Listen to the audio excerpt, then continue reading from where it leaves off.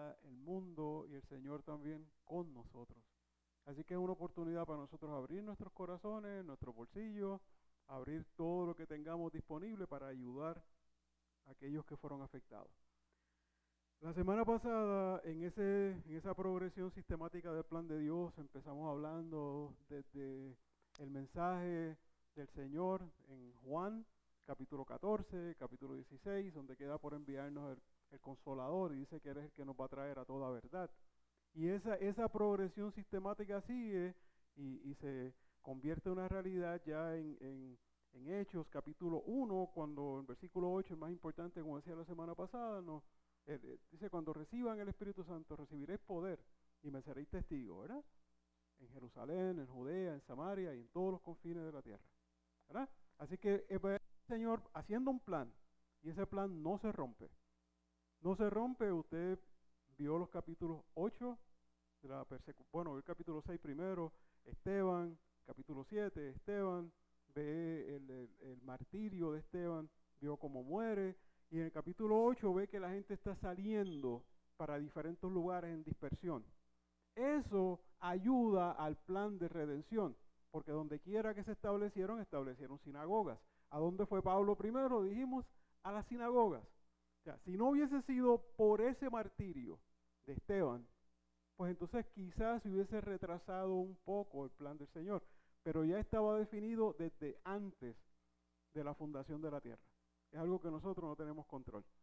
Después vimos en el capítulo 11 que hubo gente que se estableció en Antioquía, ya dejó de ser Jerusalén, ahora era Antioquía la iglesia, de ahí sale Pablo ahora con Bernabé, en aquel momento Saulo con Bernabé, a este viaje que yo lo llamé evangelístico. No un viaje misionero, pero sí evangelístico. Y dije que misionero no, porque la palabra misión usualmente se refiere a un lugar, no a una acción. Pero de todos modos no me voy a oponer a como todos lo consideramos, ¿no? Evangelístico. Y vemos el cumplimiento de esa progresión sistemática en todo esto que hemos estado hablando.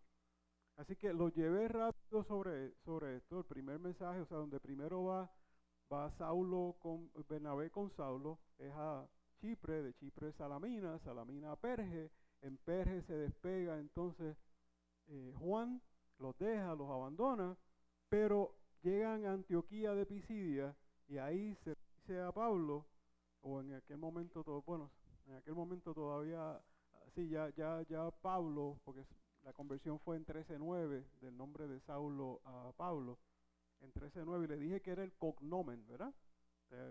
Los romanos tenían el praenomen, el nomen gentil y el cognomen. El cognomen es como se conoce la familia, porque eran bien altos quizás, pues el cognomen era ese. Eran bien bajitos, pues Pablo era chiquito, pues conocemos a Pablo por el nombre del cognomen.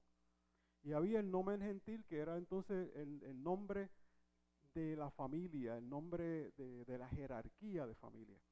De todos modos, sigue la progresión, le piden a Pablo, lo dejamos la semana pasada con brazo extendido. Así que tuvo una semana esperando por nosotros con el brazo extendido, en signo de poder, de autoridad. Autoridad que le da el Espíritu Santo para hablar y autoridad que le da también el hecho de que él era un doctor en la ley, fariseo, y le habló de la ley. Doctor en la ley, criado bajo Gamaliel, que era como decir como Sócrates, en aquel momento para el mundo judío, con todo el conocimiento, y posiblemente uno de los alumnos más avanzados de Gamaliel.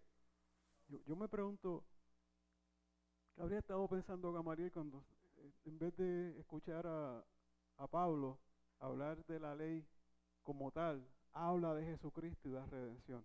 Tiene que haber sido un golpe fuerte para Gamaliel. Tiene que haber sido fuerte. De todos modos, le dicen que traiga una exhortación. Y una exhortación, después del mensaje, se refiere a una palabra o de aliento o dime algo que nosotros estemos haciendo que no es lo correcto y para nosotros poder corregirlo. Y Pablo se levanta en su primer discurso, en su primer sermón evangelístico y les da una cátedra de historia. Por supuesto, no va sobre toda la historia, va saltando. Y eso es lo que yo espero que ustedes tengan misericordia conmigo hoy. y salten conmigo también, así como saltó Pablo. ¿A cuánto le gusta la historia aquí? ¿Le gusta la historia? Pues hoy van a tener un banquete. Es un banquete histórico. Vamos a cubrir, si el tiempo nos permite, tres encasillados, como yo les he llamado, desde el versículo 17 hasta el versículo 41. Ven que la tarea es un poquito ambiciosa, pero esperamos tener el tiempo suficiente porque lo hice de una manera que podamos pasar rapidito a través de esto. ¿Cuántos lo leyeron? De verdad, delante del Señor. ¿Cuántos lo leyeron? Las manos. Pero de todos modos, como dicen en Castilla la Vieja, bear with me. ¿Okay? Dice el versículo 17, porque no voy a leer la primera perícopa que voy a leer, voy a cubrir primer encasillado, los versículos 17 al 22. ¿Okay? Ese es el primer encasillado. Un poquito de historia. Dice, el Dios de este pueblo de Israel escogió a nuestros padres y enalteció al pueblo, siendo ellos extranjeros en la tierra de Egipto. Y dice, y con brazo levantado los sacó de ella. ¿Qué pasa? Que esta primera parte ya nos dice el tono que Pablo va a tener cuando le está hablando a su pueblo, y no es otra cosa que el tono que nosotros debemos aceptar la palabra y la historia de la iglesia. ¿Usted sabe por qué? Porque los pueblos que no conocen su historia están propensos a repetir sus errores. ¿Cierto? Estaba hablando con alguien esta semana y me acordó algo que me dijo un profesor cuando estaba aprendiendo a hacer consejería de pareja en la escuela de psiquiatría. Y me dice, cuando tú le preguntes a alguien que para dónde va y te dice que no sabe, ya llegó. Si no sabe para dónde va, ya llegó. Así que eso le puede pasar al pueblo que no conoce para dónde vamos. Y aquí vamos, dije, vamos en el presente. Así que esa exhortación de Pablo adquiere una retrospectiva, como lo hizo Esteban en su defensa, se parece mucho. Es un vocabulario y una terminología antiguo testamentaria, o como le llaman los comentaristas, verotestamentaria. Y tiene que ver con la retrospectiva. Esa retrospectiva repasa el curso de las relaciones de Dios desde la liberación, o sea, desde que Dios escogió a los patriarcas y liberó a la nación de las manos de Egipto hasta la aparición de David. Y a David se le menciona como si fuera en tipología de Cristo. ¿Entiende lo que es el término tipología, no? Es David como si fuera Cristo. Vamos a ver que del linaje de David va a salir ese Mesías que va a venir. Pero en uno de los salmos, que ya mismo lo ocuparemos si Dios quiere, vamos a ver cómo el Señor usa a David como tipo de Cristo. Fíjese que dice, cuando le dije e hice énfasis en decir, con el brazo levantado con el cual Dios sacó a su pueblo de Egipto, es una alusión. Busque conmigo Éxodo capítulo 6, versículo 6, para que usted vea a lo que me refiero y cómo Pablo le está hablando a ese pueblo. Le está hablando con palabras testamentarias. ¿Por qué? Porque Pablo aquí le está hablando a una audiencia mixta. Pablo le está hablando a los gentiles, temerosos de Dios, como nosotros en aquel momento, ¿no? Gentiles. Pero también le está hablando a un pueblo judío que iba a la sinagoga todos los sábados y estaba muy relacionado con el Antiguo Testamento, con la Torá y con la Tanakh, como le llaman ellos. La Torá, los primeros 5 libros, la Tanakh contiene los profetas, contiene absolutamente todo. No en el orden nuestro, pero los contiene todos. Así que mire lo que dice el versículo 6. Dice, por tanto dirás a los hijos de Israel, yo soy Jehová y yo os sacaré de debajo de las tareas pesadas de Egipto y os libraré de su servidumbre y os redimiré con brazo extendido y juicio grande. Si usted busca el Salmo 136, el versículo 11, y quizá lo podemos contextualizar para darle un poquito mejor sentido. Salmo 136, versículo 11. Le dice, al que sacó a Israel del medio de ellos, porque para siempre es su misericordia. Si usted lee ese Salmo 136, todos los versículos terminan diciendo, porque para siempre es su misericordia. Acuérdense que los salmos no es otra cosa que se decía el libro de Salmos, el Saltorio, ¿verdad? Era el libro de cánticos del pueblo y habían cánticos para todas las ocasiones. Este es un cántico de agradecimiento. Y cada versículo termina, porque para siempre es su misericordia. Y mire lo que dice el 12, dice, con mano fuerte y brazo extendido, porque para siempre es su misericordia. O sea, cuando Pablo le está hablando y le está diciendo en el primer versículo que leí, en el versículo 17, el Dios de este pueblo de Israel escogió a nuestros padres y enalteció al pueblo, siendo ellos extranjeros en la tierra de Egipto, y con brazo levantado lo sacó de ellos. Le está hablando de lo que habló Moisés, de lo que hablaron los salmos, de lo que habló el salmista, para que hacerlos todavía más, que se relacionaran mejor con la literatura con la que ellos estaban expuestos. Dice el versículo 18, y por un tiempo como de 40 años lo soportó en el desierto. Y usted me dice, Pedro, ¿y por qué usted me está hablando de ese versículo tan sencillo? Aquí no hay que debatir mucho, son 40 años, eran 40 allá, son 40 aquí. Ahora, hay una palabra aquí que hay que ir al griego para entenderla mejor. Dice, 40 años lo soportó en el desierto. Y esa palabra soportar, usted la busca en el griego y quiere decir sustentar, pero la raíz habla también de soportar. Así que usted puede añadir, usted puede decir, Dios lo soportó por 40 años o lo sustentó por 40 años. Y yo no voy a dejar que usted haga el análisis y usted diga, yo prefiero que lo haya sustentado, y otra persona puede decir, yo entiendo que lo soportó también porque lo soportaron muy bien, ¿verdad? No fueron tan buenos.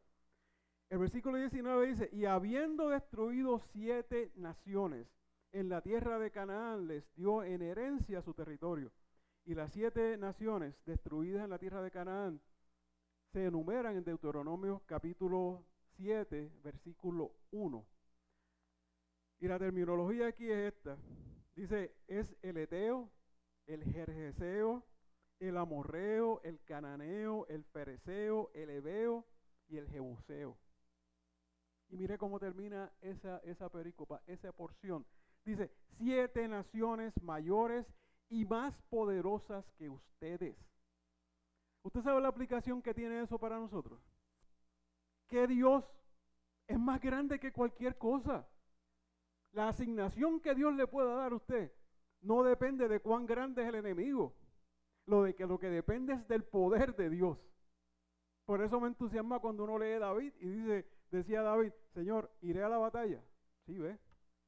¿Me lo entregarás en la mano? Te lo voy a entregar en la mano. Señor, voy a la batalla. No vayas. Mira, y cuando vayas a la batalla, no vayas de frente, ven la retaguardia, haz esto, haz aquello. Había esa comunicación directa. Porque ¿sabe qué? Dios es más grande que cualquiera de las batallas que usted tenga. Eso es lo que se refiere a este versículo. Y dice el versículo 20 y 21, después, como por 450 años, le dio jueces hasta el profeta Samuel. Versículo 21 dice, luego pidieron y Dios les dio a Saúl, el hijo de Cis, varón de la tribu de Benjamín, por 40 años. Le dio rey. Dice, a los 450 años lo entendemos, ¿verdad? 400 años del cautiverio, 400 años, porque en Génesis capítulo 15, versículo 13, el Señor le está hablando a Abraham y le dice que el pueblo iba a ser cautivo, que iba a ser esclavo, que iba a ser abusado hasta cierto punto, si no lo entienden en entre líneas, que se iban a aprovechar de él por 400 años. Pero entonces iba a haber una liberación, y entonces luego de eso hay 40 años de peregrinación en el desierto porque fueron desobedientes. Pudo haber sido antes, pero estuvieron dando la misma vuelta, la misma vuelta, la misma vuelta. Parecieron a Julio Iglesias tropezando con la misma piedra todo el tiempo, ¿verdad? Y entonces hubo 10 años después que hubo la última conquista para hacer la distribución de las tierras que se menciona en Josué capítulo 14, versículos del 1 al 5. Así que ahí tiene usted más o menos un 450 años resumidos. Y los jueces terminan con Samuel, el profeta. ¿Y usted sabe qué? Dice el americano que uno debe saber qué es lo que va a pedir, porque puede que Dios se lo dé. ¿Verdad? Usted tiene que estar consciente de que usted pide. Porque lo que le dio el Señor al pueblo fueron sacerdotes, luego les dio profetas, y el pueblo, para imitar a otros, pidieron reyes. Y el rey que le dio no resultó ser muy bueno. Para nada, absolutamente para nada. Ahí acabó esto de inicio. O sea, entonces se le prometa, y mira qué interesante, porque Saúl, el rey que se le da, es de la tribu de Benjamín, así como el que les está hablando a ellos en ese día. Pablo venía de la tribu de Benjamín. Si usted quiere, busque Filipenses capítulo 3, donde él se muestra tan orgulloso de su descendencia y de donde viene. Dice que él era fariseo de fariseos, de la tribu de Benjamín, celoso de la ley, más celoso que cualquiera otro. Así que había una conexión ahí directa. Versículo 22 dice, quitado este, ¿a quién se refiere? A Saúl. Quitado este, les levantó por rey a David. Fíjese el tremendo atajo que toma Pablo en este momento. O sea, por eso lo llevo por la historia, pero no es la historia uno detrás de la otra, sino Pablo les va contando y les va resumiendo, que es lo que yo quisiera hacer esta tarde con ustedes, pero para que entiendan la importancia de la historia. Y le está diciendo, les levantó a David, de quien dio también testimonio, diciendo, he hallado a David, hijo de Isaí, varón conforme a mi corazón. Eso fue lo que hizo distinto a David, que fue conforme al corazón del Señor. Si todavía no entro en los bullet points que escribí para uno desarrollar, David hizo la voluntad de Dios. Cuando David falló, supo arrodillarse y pedir perdón. Y si usted tiene dudas, cuando falló con Betsabé, lea el Salmo 51, que estaba llorando, no aguantaba más. El versículo 11 dice, por favor, quita de mí cualquier cosa, quita el gozo, pero no quites tu espíritu. Entonces, quítame todo lo que tú quieras, pero no quites de mí tu espíritu. ¿Entiendes? O sea, esa era la actitud que le gustaba al Señor. ¿Que cometió errores? Sí, David cometió errores. Pero vino arrepentido, pidiendo perdón, pidiendo una segunda oportunidad. Dice, ese otro hombre fue David, a quien Dios confirmó su promesa de soberanía eterna debido a su buena voluntad para hacer lo que Dios deseaba. De él dio testimonio Dios con las palabras. Busque el Salmo 89, por favor, que es bien importante. Porque es una tipología de Cristo. Dice el Salmo 89 en el versículo 19. Mire que muchos 9 hay aquí. Dice, entonces hablaste en visión a tu santo y dijiste, he puesto el socorro sobre uno que es poderoso. Hablaste a tu santo y yo he puesto el socorro sobre uno que es poderoso. He exaltado a un escogido de mi pueblo. Hallé a David, mi siervo. Lo ungí con mi santa unción. Mi mano estará siempre con él. Mi brazo también lo fortalecerá. No lo sorprenderá el enemigo. Ni hijo de iniquidad lo quebrantará, sino que quebrantaré delante de él a sus enemigos y heriré a los que le aborrecen. Mi verdad y mi misericordia estarán con él, y en mi nombre será exaltado su poder. Asimismo pondré su mano sobre el mar, sobre los ríos, su diestra. Él me clamará, mi Padre eres tú, mi Dios y mi roca de salvación. Yo también le pondré por primogénito. ¿A quién pondrá por primogénito? A Cristo. ¿Entiende? A David, con la tipología de Cristo, lo pondrá por primogénito. Para siempre le conservaré mi misericordia y mi pacto será firme con él. Ese pacto sí fue firme con David. Pondré su descendencia para siempre y su trono como los días de los cielos. Usted ve aquí que él se está refiriendo a David como tipo de Cristo. Esa era la importancia de David, que estaba de acuerdo al corazón de Dios. Sin embargo, la corona de David fue profanada. Y usted sabe cuál fue la descendencia de David y cómo se comportó con los diferentes reyes, cómo se comportaron de la descendencia de David. Quizá Joás fue el único. ¿Sí? José. Quizás fue el único de toda la descendencia que uno pueda decir se comportó como el bisabuelo, tatarabuelo, qué sé yo, quizás uno de tantos que pasaron por el reinado. Pero entonces no es extraño que el salmista, en ese mismo salmo que leímos, en el versículo 49, porque este salmo no es de David, dice en el salmo 49, el salmista se pregunta y dice, Señor, ¿dónde están tus antiguas misericordias que juraste a David por tu verdad? O sea, tú me prometiste muchas cosas. ¿Dónde están, Señor? ¿Dónde están que yo no las veo si la descendencia de David lo que ha hecho es echar a correr la corona por malos lugares? Ha dado mal ejemplo, ha hecho lo incorrecto delante de ti. Pero más tarde, sin embargo, cuando la soberanía de la casa de David parecía haberse desvanecido totalmente para siempre, llegó a reconocerse que las promesas hechas a David se cumplirían con creces mediante un gobernante de la línea de David a quien Dios iba a levantar. Secreto, ¿quién es? Jesús. El reinado davídico, de acuerdo con la palabra de Dios dada por medio, fíjate que tenemos que pasar de David a los profetas para que ellos nos reiteren qué es lo que va a hacer el Señor en el futuro. Porque esa era la función del profeta original, era traer revelación. No, los oráculos no eran para decir, mañana te vas a pegar en el loto. Eso no era.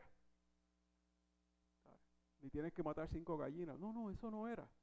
Mucha gente confunde la profecía. Me voy a extender y voy a decir que hay un programa en Almavisión a las 12 del mediodía, de lunes a viernes, que es ese tipo de profecía. Ese es el tipo de profeta que lamentablemente estamos viendo en el día de hoy. Profetas que hablan del futuro inmediato, de lo que le va a pasar a la familia, si te vas a pegar, no te vas a pegar, si te vas a divorciar, no te vas a divorciar, te vas a casar. Si, eso no es un profeta.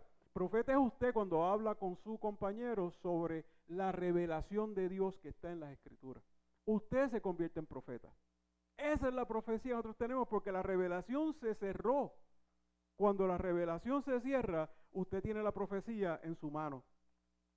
Y mira lo que dice Ezequiel, cuando cayó la monarquía de Judá, quedaría, dice Ezequiel en el capítulo 21, versículo 27, la parte B, dice, hasta que venga aquel cuyo, oiga esto bien, cuyo es el derecho.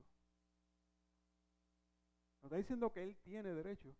Lo que está diciendo es, hasta que venga aquel cuyo es el derecho y yo se lo entregaré. ¿Quién es el derecho? ¿Quién es el justo? Jesús. ¿Quién es el justo? Dios. ¿Quién es el que todo lo puede y es todo santo, santo, santo? Dios.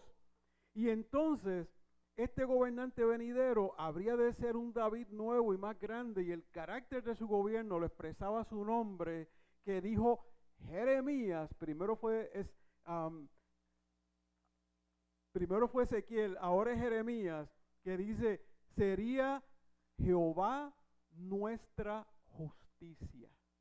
Y eso lo dice 2 veces en Jeremías 23, 5, 6 y en Jeremías 33, 16. Voy resumiendo un poco la historia. Este primer encabezado, estos primeros versículos que leímos, me da una dirección. Y me dice que este repaso de la historia de Israel demuestra que Dios tiene un plan para la historia de su pueblo. Pero ¿qué pasa? Que en la historia de su pueblo está su nombre. Usted está sentado aquí hoy, dando gracias. Ha estado sentado aquí hoy, recibiendo palabra, recordándole de dónde salimos. Usted y yo somos parte de la historia de la iglesia. Usted fue conocido, reconocido antes de la fundación del mundo.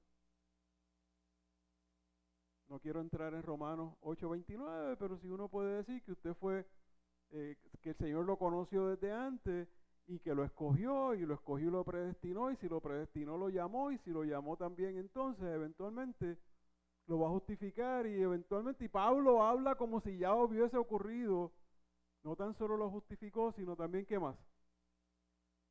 ¿Ah? No ha ocurrido todavía, pero Pablo está diciendo en pasado que pudo haber escogido el verbo correcto. ¿Verdad? Lo glorificará. No, dijo que nos glorificó. ¿Por qué? Porque Él nos ve a través de la sangre del Cordero. Porque si Él me ve a mí como Pedro Lugo, yo no valgo nada delante del Señor. Pero si me ve justificado en su sangre, en la sangre del Hijo, entonces sí yo tengo valor. Vamos al próximo encabezado, que es un poco agresivo. Va del versículo 23 al versículo 37. Dice el versículo 23, de la descendencia de este, ¿de quién? De David. ¿Verdad? Estábamos hablando de él. Y conforme a la promesa, ¿a qué promesa? A la promesa que Dios le hizo a David, al pacto davídico. Y dice, Dios levantó a Jesús por Salvador de Israel. Lo que Pablo estaba anunciando era que Dios había levantado al libertador mesiánico de la familia de David y que su nombre iba a ser Jesús. ¿Qué importancia tiene eso? Bueno, tiene importancia primero porque hay un cumplimiento de la palabra. Segundo, tiene importancia porque ese es el mensaje que se le está llevando a toda la iglesia. Pedro en el capítulo 2, en los versículos 29 al 36, cuando hace la conversión de los 3,000, le habla exactamente lo mismo. Le dice las mismas palabras. Hay consistencia en la escritura. La escritura nunca se contradice. La escritura quizás se puede complementar, pero nunca se va a contradecir. Versículos 24 y 25 dice, antes de su venida predicó Juan el bautismo de arrepentimiento a todo el pueblo de Israel. Mas, cuando Juan terminaba su carrera, dijo, ¿quién pensáis que sois? No soy yo él, mas he aquí, viene tras mí uno de quien no soy digno de desatar el calzado de los pies. Si usted mira todos estos versículos que hemos leído hasta ahora, lo que le está hablando era el querigma primitivo que usaba la iglesia a principio. Era ese nombramiento de Jesús, pero lo hacían de una manera un tanto distinta. Y el bautismo de arrepentimiento que predicaba Juan preparó el camino para la presentación pública de Jesús, como lo aclaró el mismo Juan cuando el pueblo le preguntaba si el mismo Juan sería el objeto de la expectativa general, y respondió, yo no soy Cristo. Si hubiese sido en el mundo de hoy diría, eso me queda grande. Yo no soy esa persona. Yo no soy Cristo. Es más, yo tengo que menguar. Tengo que hacerme más pequeño para que la figura de Él crezca. Esa era la actitud correcta y es la actitud que mucha gente hoy día no asume. Ya no quiero ser pastor, ahora quiero ser apóstol. Es más, escuché decir rubíes, querubines. Sí, no, ya los apóstoles están quedando obsoletos. Querubines. ¿Sabe? Se les olvida que Jesús dijo que siervos inútiles seríamos, que hicimos lo que teníamos que hacer. ¿Entiendes? Lo que nosotros debemos decir es que somos, cuando le pregunte, yo soy siervo del Señor. ¿Y sabe qué? Puede ir a la universidad todos los días, a la universidad cristiana todos los días, y de siervo inútil no se va a graduar.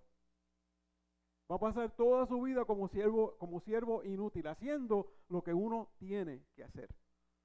Versículos 26 y 29, mire al 29, dice, mire qué interesante, y yo lo subrayé en mi Biblia, porque empieza diciendo, varones hermanos.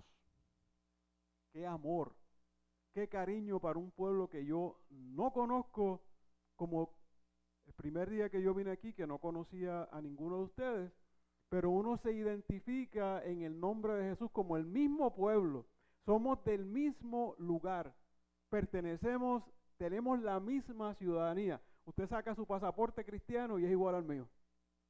Varones hermanos. Y entonces aquí hace la separación de los dos pueblos que él le está hablando. Dice, hijos de Abraham y los que entre vosotros teméis a Dios. A vosotros es enviada la palabra de esta salvación. Quédese con ese pensamiento. No lo lea muy rápido. Dice, a vosotros es enviada la palabra de esta salvación. Esta de aquel día, esta de hoy. Esa palabra es enviada para usted esta tarde. Y dice, porque los habitantes de Jerusalén y sus gobernantes no conocieron a Jesús, ni las palabras de los profetas que se leen. ¿Usted quiere ver una cosa tan contradictoria?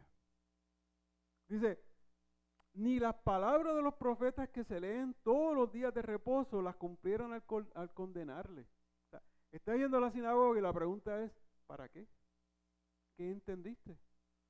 Dice, y sin hallar en él causa digna de muerte, pidieron a Pilato que se le matase.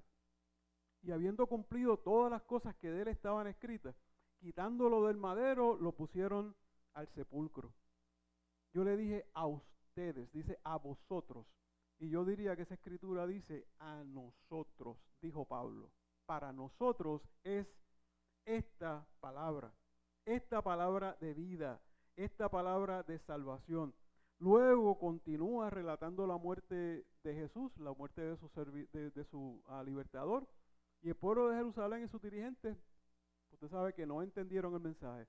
Usted sabe que esa gente no hicieron lo correcto. Esa gente lo que hicieron fue, en vez de virarse al Señor, de irse con el Señor, de abandonar el pecado, de entender las escrituras, lo que hicieron fue darle la espalda. Pero ¿sabe una cosa? Que dándole la espalda al Señor, cumplieron las escrituras. Cumplieron las escrituras porque las escrituras decían que Él iba a venir, que iba a morir por nosotros y que iba a redimir a su pueblo. Así que inconscientemente ellos cumplieron lo que estaba escrito. Entonces, a pesar de su inocencia, le pidieron a Pilato que lo sentenciara a muerte y la sentencia fue llevada a cabo por crucifixión. ¿Qué importancia tiene eso? Vuelvo con las escrituras. Hay una determinación en Deuteronomio que tenemos que mirar de cerca. Y como en algunas ocasiones anteriores, Pedro había hablado en el capítulo 5, versículo 30, y había hablado en casa de Cornelio, en el capítulo 10, versículo 39, de que Cristo murió en una cruz, que murió en un madero, era la palabra que se utilizaba. Se le llamó madero para destacar la relación con Deuteronomio 21, versículo 23, que ya mismo lo vamos a mirar. Dice, cuando todo había terminado y se habían cumplido las profecías acerca de su pasión, su cuerpo fue bajado y sepultado. ¿Sabe por qué estoy siendo tan específico? Porque todas estas partes son partes importantes de la escritura. O sea, lo que está diciendo Pablo le está diciendo es que murió de acuerdo a las escrituras, por usted y por mí. Que lo bajaron del madero porque su cuerpo no podía estar ahí hasta la noche. Que lo sepultaron. Todo esto era de acuerdo a la ley. Y Pablo lo está mencionando porque le está hablando a un pueblo de ley. A un pueblo que en aquel momento estaba supuestamente versado en la Torá, versado en la Tanakh. Y le dice, la mención explícita de la tumba era para hablar específicamente de la resurrección.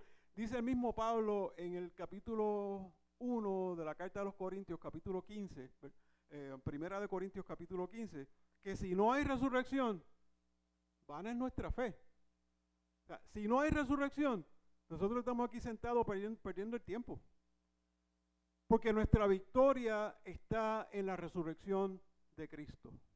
Esa es la importancia de toda esta especificidad de Pablo al hablar y se apega a las escrituras de una manera que no se puede decir, estás cometiendo un error, estás diciendo algo incorrecto. Al contrario, nos está llevando a la escritura y lo está llevando a usted y a mí, para que veamos exactamente de dónde sale cada cosa. Vaya a Deuteronomio capítulo 21, versículo 23.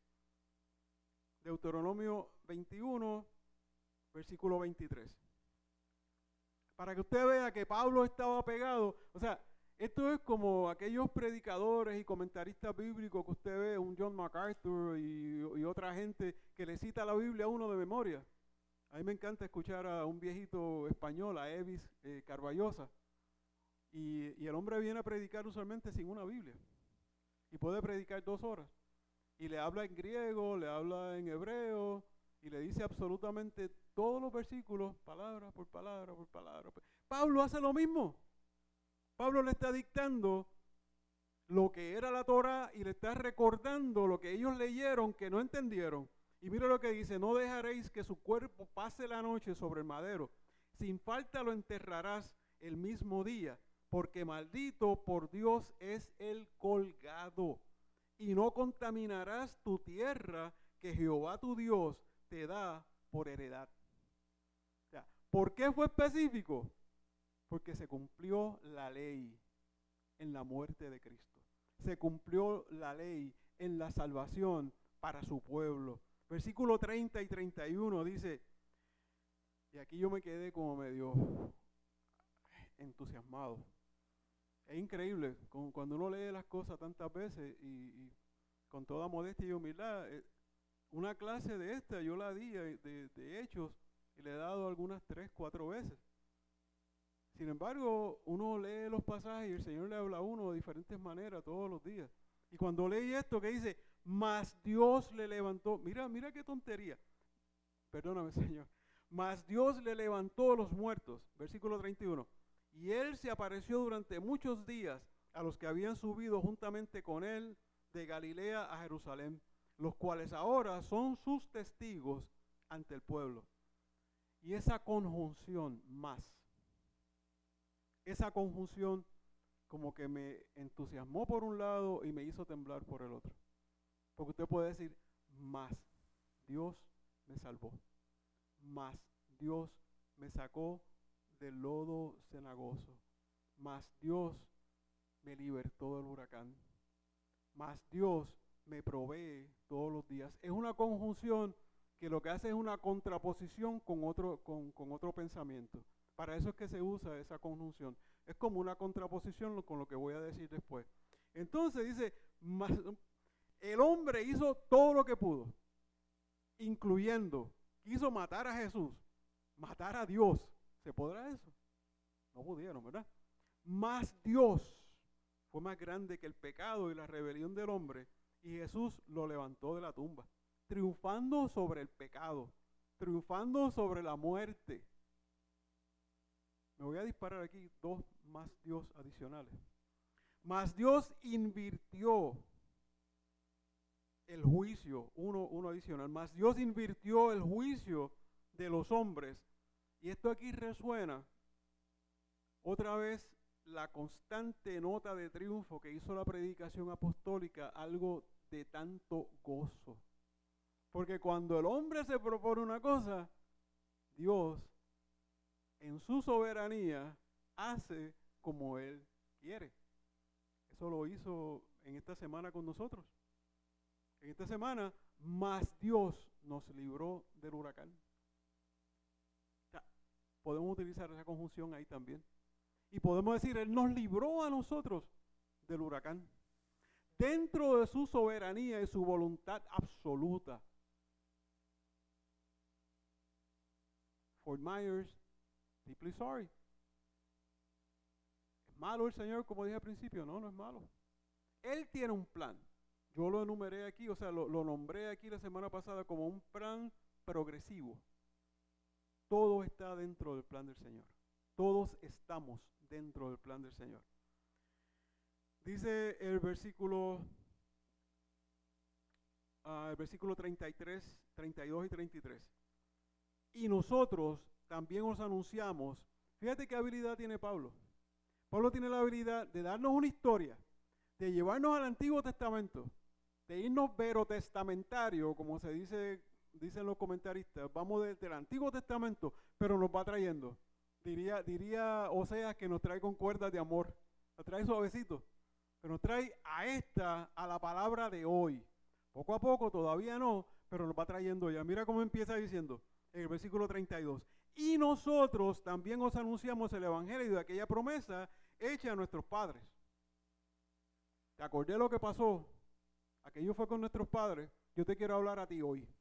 Dice, la cual Dios ha cumplido a los hijos de ellos, a nosotros, resucitando a Jesús, como está escrito también en el Salmo 2, mi hijo eres tú, yo te he engendrado hoy. Aquí tenemos que hilar un poquito fino, ¿okay? Cuando vamos a esto, cuando vamos a este análisis.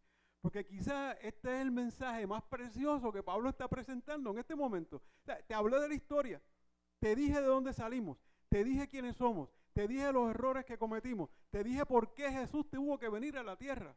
Te lo dije específicamente. No se le creyó a los profetas, no se le creyó a los reyes, no se le creyó a nadie. Alguien tenía que venir a redimirnos. Dice Isaías que el Señor preguntó a quién enviaré. Dice, envíame a mí. Heme aquí, envíame a mí. ¿Cierto? Y entonces aquí tenemos ese mensaje espectacular, la gran noticia de salvación a través de Jesús. La promesa que Dios hizo a los patriarcas ha sido confirmada ahora a sus hijos, pero no tan solo a sus hijos, ha sido confirmada a usted también. Hoy que le escuchó, el domingo pasado que le escuchó, el día de su conversión cuando le escuchó, cuando el Señor le apretó el corazón y usted dijo, Dios mío, ¿qué he hecho toda mi vida? He perdido mi tiempo. El derrotero mío, si sigo haciendo lo que estoy haciendo, es el infierno. No, yo quiero arrepentirme, que es dar un giro 180 grados y voy a la salvación. Ese es el mensaje que está trayendo Pablo en este momento. Y ese mismo Pablo histórico, si lo pongo de esa manera, le hubiese dicho que los creyentes gentiles, lo mismo que los creyentes judíos, son bendecidos junto al creyente Abraham. Eso lo dice 2 veces y por tiempo reducido, pues no quiero entrar en todas las concordancias, pero es así. Dice, después de largos años de anhelante expectativa, Dios, que una vez había levantado a David para que fuese su rey, ahora había levantado al hijo de David, como se conoce en términos de los comentaristas, al hijo de David, a Jesús, de acuerdo con la profecía real del Salmo 2, versículo 7, cuando dice, mi hijo eres tú, yo te engendré hoy. Ahora, ¿sabe el cuidado que tenemos que tener? Hay sectas por ahí que dicen que este versículo prueba que Jesús era hombre, que no era Dios, y no entienden algo que el escritor F.H. Chase describe perfectamente en el libro que se llama The Credibility of Acts, ¿verdad? La credibilidad de los hechos. Y lo que dice F.H. Chase es que el día del ungimiento del rey en Israel, aquella simbología que había cuando se nombraba un rey, era idealmente el día en el cual el representante de la nación nacía en una nueva relación filial con Jehová. Pero ¿sabe qué pasa? Él no tiene que nacer en una nueva revelación con Jehová. ¿Por qué? Porque Él es Dios. Él es Dios. Continúa diciendo Chase, Jesús no entró en ninguna relación filial nueva con su Padre Celestial, pero el día en que Dios lo ungió con el Espíritu Santo y con poder, lo llamó a su misión mesiánica. Por eso era que tenía que darle su espíritu. Por eso era que tenía que ungirlo en ese momento. Por eso es que le llama, mi hijo eres tú, porque tú naciste ahora con un propósito, tú te encarnaste con un propósito. Porque si usted busca lo que dice el libro de Génesis al principio, dice, hagamos.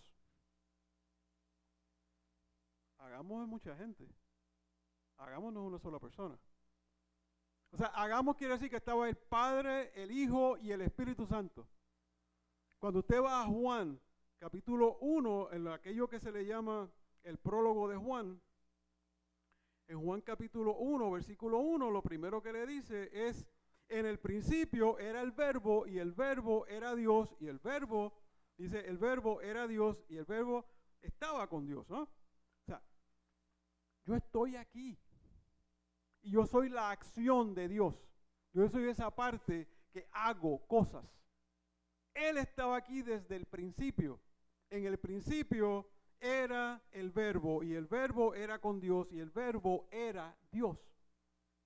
O sea, no podemos decir que entró en esa relación cuando Él lo unge y le dice, mi hijo eres tú. No. Eres mi hijo en este momento con esa misión que tienes mesiánica, con ese encargo mesiánico que tienes. En ese momento sí. Pero tú eres de eternidad en eternidad. Dice Apocalipsis que es el alfa y el omega, el principio y el fin. Y de eso no hay duda ninguna. Así que creo que aclaré ese punto, ¿no? ¿Alguna duda? No conmigo, con el pastor. Dice versículos 34 al 37. Y en cuanto a que le levanté de los muertos para nunca más volver a corrupción, lo dijo así: os daré las misericordias fieles de David. Por eso dice también en otro salmo: no permitirás que tu santo vea corrupción, porque a la verdad David, habiendo servido a su propia generación según la voluntad de Dios, durmió y fue reunido con sus padres y vio corrupción. Mas aquel a quien Dios levantó no vio corrupción. Dios no levanta solamente a Jesús para que fuera el Mesías de su pueblo, sino que lo levantó como un doble sentido. Lo levanta porque Él es Dios. Lo levanta porque en su resurrección está nuestra victoria. Pero lo levanta también porque su cuerpo no puede ver corrupción. Lo levanta con un cuerpo santificado. ¿Quiénes van a ser santificados cuando sean levantados? Todos los que estamos aquí, ¿no? Eso es lo que dice Pablo en Primera de Tesalonicenses, ¿verdad? Primero los que murieron y después todos nosotros, ¿no? Eso es lo que dice. Así que ese cuerpo de santidad, por esa dualidad de pensamiento, por eso el Señor lo levantó.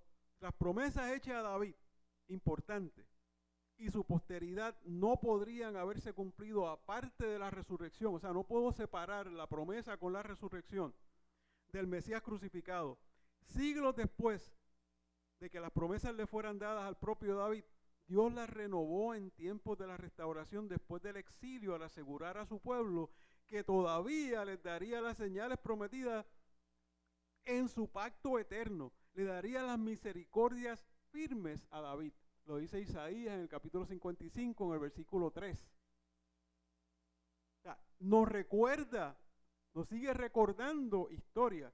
Y una de las señales prometidas, quizá la mayor de ellas, era la restauración del hijo de David. ¿Quién es el hijo de David? Definimos: Jesús. De acuerdo con la seguridad que ofrece el Salmo 16:10. Y ese es el mismo salmo que Pedro cita en el capítulo 2, en el versículo 27, cuando dice: ni permitirás que tu santo vea corrupción. Pablo la repite aquí, y en esencia el razonamiento de Pedro en Pentecostés, las palabras del Salmo 16:10 no podrían referirse a David personalmente, porque David murió y David vio corrupción, pero Jesús murió y su cuerpo fue levantado el tercer día. No vio corrupción. Promesa cumplida, y no estamos hablando de política. Promesa cumplida. Mi segundo encabezado, que termina aquí en el versículo 37, yo lo resumo bien fácil para usted, para que lo tenga. Yo le he hablado a ustedes consistentemente desde que hablé la primera vez a la congregación en la casa de Cornelio, ¿verdad? El capítulo 10, y le hablé de la definición de lo que es el querigma de la iglesia, que no es otra cosa que el anuncio de la iglesia. Y si yo digo que es el anuncio del evangelio y digo que es el querigma del evangelio, estoy usando dos palabras en griego. Querigma quiere decir anuncio, evangelio, la buena nueva. Es el anuncio de la buena nueva. ¿Cuál es la buena nueva? Cristo murió y resucitó por usted y por mí. Nosotros no podemos apartarnos de hablar del querigma de la iglesia. Cuando Pablo se apartó en Atenas, ¿qué pasó? ¿No lo escucharon? Cuando Pablo se aparta y habla de las cosas que no son, porque quiso ponerse a nivel filosófico, no porque él no pudiera estar a nivel filosófico, es que el mandato es que hables de Cristo. Cuando tú le hables al vecino tuyo, no le hables de que tú manejas bien bonito, háblale de la crucifixión, háblale de la muerte, háblale del arrepentimiento. De eso es lo que nosotros tenemos que hablar. El querigma de la iglesia, hasta este momento, lo que se demuestra que es el mensaje más importante. Por eso lo doy en este encabezado de unos versículos tan grandes como el mensaje que usted debe llevarse para su casa. Hable de Cristo. Es más, si me extiendo un poquito, ¿qué es lo que Pablo le recomienda a su hijo Timoteo en el capítulo 2, en segunda de Timoteo capítulo 4, versículos 1 y 2? Lo que le está diciendo básicamente, si lo parafraseo, es: te pido encarecidamente delante de Jesucristo, que ha de levantar a vivos y muertos, que prediques la palabra a tiempo y fuera de tiempo. No entretengas a la gente. No hay tiempo para eso. Habla la palabra. Y la palabra no es otra cosa que el querigma de la iglesia. Yo siempre digo cuando he dado la clase que el querigma de la iglesia viene empapado en sangre, viene empapado en dolor. Habla de la encarnación de Cristo, habla de la misión de Cristo, habla del sufrimiento, de la crucifixión, la muerte como tal, pero sobre todo la resurrección. Vamos a los versículos, cerrando, 38 al 41. Dice el 38 y 39, saber pues esto, varones hermanos, que por medio de él se os anuncia perdón de pecados. Mira cómo nos va llevando. Nos trajo desde la historia del pueblo y ya nos está hablando de perdón de pecados y de todo aquello que por la ley de Moisés no pudiste ser justificados. ¿Vieron esa? Justificados. En él es justificado todo el que cree. Antes la predicación se redondeaba básicamente en hablarle directamente a los oyentes y le ofrecían perdón. La oferta era de perdón. Ahora estamos hablando de perdón y de justificación. ¿Por qué? Porque como hablé hace un ratito, el Señor nos ve a través de la sangre del Cordero. Si te ve a través de la sangre del Cordero, estás justificado. Así que se está hablando de justificación. Y es interesante porque de aquí en adelante, usted lee Romanos, capítulo 3, capítulo 4 y mitad del capítulo 5, y tiene que ver con la justificación por la fe. Y es interesante que lo lean, es importante, más que interesante, es importante que se lea y que se entienda la justificación por la fe. Por eso somos nosotros justificados, por fe. Pero entonces, si usted lee Romanos, ocúpese de leer Gálatas, porque van de la mano. Si usted lee Efesios, estudie también Colosenses, porque van de la mano. Y en ambos se menciona. Versículo 40 y 41, para cerrar. Dice, mirad pues que no venga sobre vosotros lo que está dicho a los profetas. Mirad, oh menospreciadores y asombraos, y desapareced, porque yo hago una obra en vuestros días, obra que no podréis creer si alguien la os contare. El sermón finaliza con una nota de advertencia. Advertencia que le da a su pueblo, advertencia que nos da a nosotros. Si hubiese alguien en el día de hoy, que no sé, todos me imagino que son de la casa, que están convertidos, pero si alguien escuchó el mensaje que no es convertido, este es el momento. Porque hay una advertencia de no vida futura, una advertencia de destrucción eterna. Mira lo que dice, eso se encuentra en Habacuc 1:5, en víspera de que los caldeos se convirtiesen en potencia mundial, y Habacuc llamó a las naciones en el nombre de Dios para que miraran asombradas la invasión que era inminente en ese momento, y son las palabras que le da. Mirad entre las naciones y ved asombrados, porque haré una obra en vosotros, en vuestros días, que aun cuando os contare, no la vas a creer. Así que esas palabras recordatorias de Habacuc, Pablo las utiliza, Pedro Lugo las utiliza hoy en el nombre de Jesús, y las vamos a aplicar a una nueva situación donde el Señor nos está ofreciendo salvación de pecados a base del arrepentimiento, perdón de pecados y justificación. Cierro diciendo que algunos comentaristas se quejan de que Pablo aquí predicó muy parecido a lo que hizo Pedro en Pentecostés, y a mí eso me está una queja extraña. Porque lo que me dice es que lo que dijo Pedro en Pentecostés y la prédica de Pedro es consistente hasta cierto punto con la prédica de Pablo, y esa debe ser la prédica de la iglesia.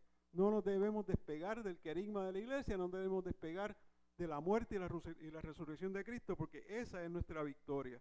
Otros notan las similitudes que hay entre el sermón de Pablo y el sermón de Esteban en Hechos 7.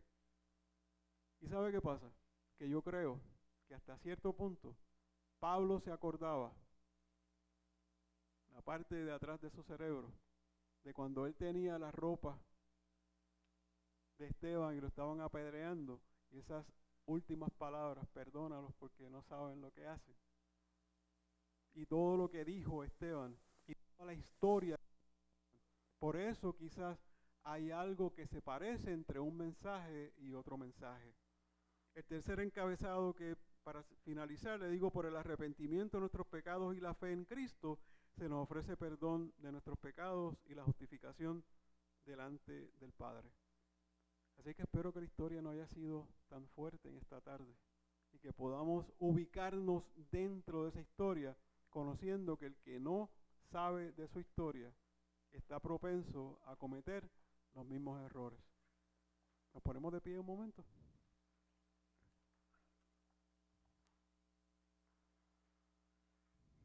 Padre, gracias por tu palabra. Gracias por hacernos recordar de dónde venimos, las fallas que el pueblo cometió en un pasado, que parece a veces que no nos relacionamos con el Antiguo Testamento como deberíamos. Deberíamos mirar el Nuevo Testamento que tanto amamos a la luz del Antiguo Testamento. Esa es la manera de mirarlo. Gracias, Señor, por la guianza que nos das. Gracias, Señor mío, porque he pedido que pongas palabras en mi boca y siento, Señor, que he lanzado la semilla y que ha caído en terreno fértil. Dios les bendiga. Amén.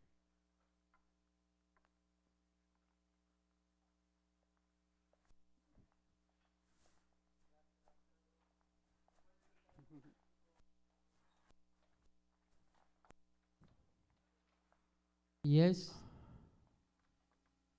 que el mensaje de Cristo es consistente y el mensaje de la iglesia es el consistente. No podemos desviarnos de ese mensaje. Es interesante que el mismo escritor de los Hechos, que es el mismo escritor del Evangelio de Lucas, nos da ese mismo mensaje, que es el mensaje que Cristo le entrega a la iglesia. Escuche lo que dice el versículo 47 del capítulo 24 de Lucas. Eso es cuando Jesús se aparece de camino de Maús y aquellos no le reconocen. Le hace una historia y luego le dice en este versículo. Y vamos a leerlo del 46 porque eso le da como le pone el frosty a lo que